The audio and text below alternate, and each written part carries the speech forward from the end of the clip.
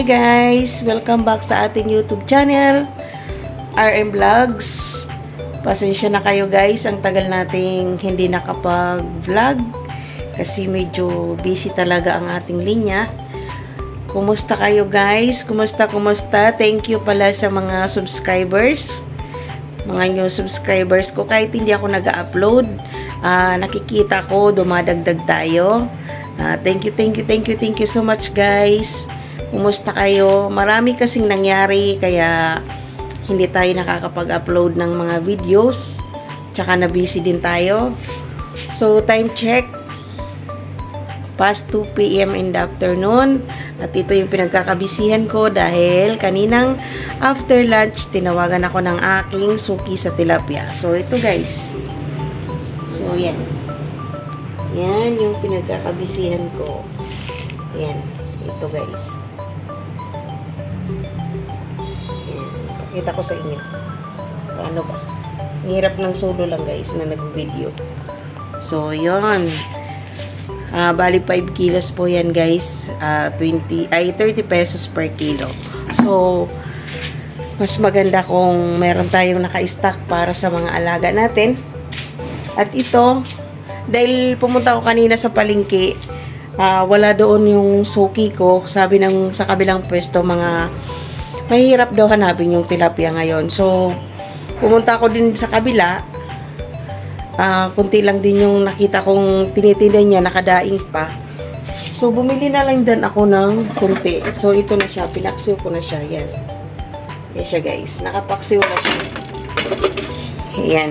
Puti na lang, this after lunch talaga, tumawag siya na meron na daw kung gusto ko daw bumili. So, syempre, dali-dali akong pumunta doon. Pero, ito na nga, mayroon na ako nabili na helmet or ulo ng manok para pansamantala sana habang wala siya.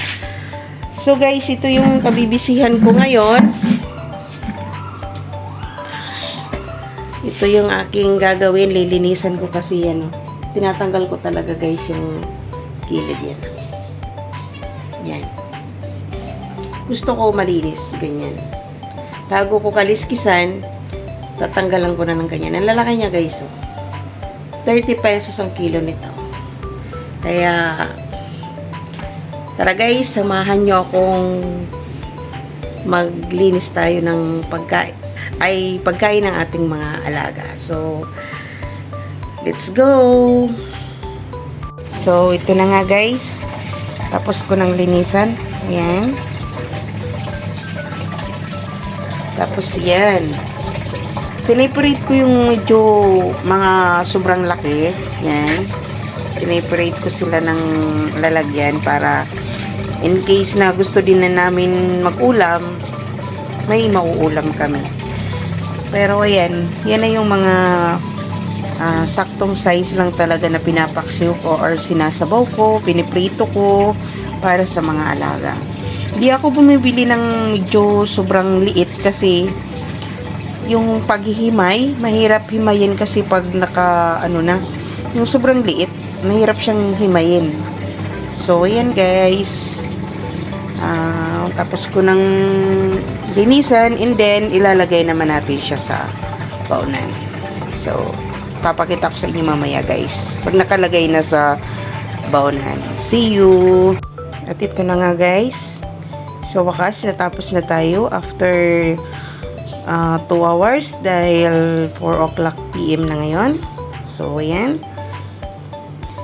Mayroon na tayong stock ng ating pagkain ng ating mga alaga. So, ayan guys. Pinag-separate ko na yung medium size, tsaka yung small size. Ito. Tapos, ito yung katamtaman lang din ang laki, pero mas malaki na kaysa doon sa mga nauna. So, ito na yung mga malalaki kanina. So, nilagay ko sa dalawang baunan.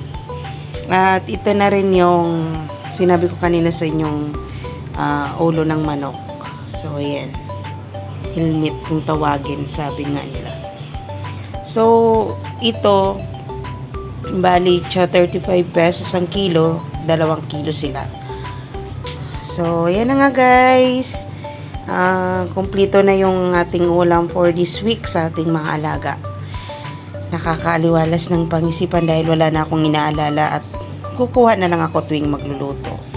So, that's it guys. Thank you so much for watching. Wag sana kayong magsawang manood sa bawat mga videos na ina-upload ko. Pasensya na kasi hindi ako masyado updated. So, again, thank you so much guys and have a nice day sa ating lahat. Keep safe lagi. Bye-bye.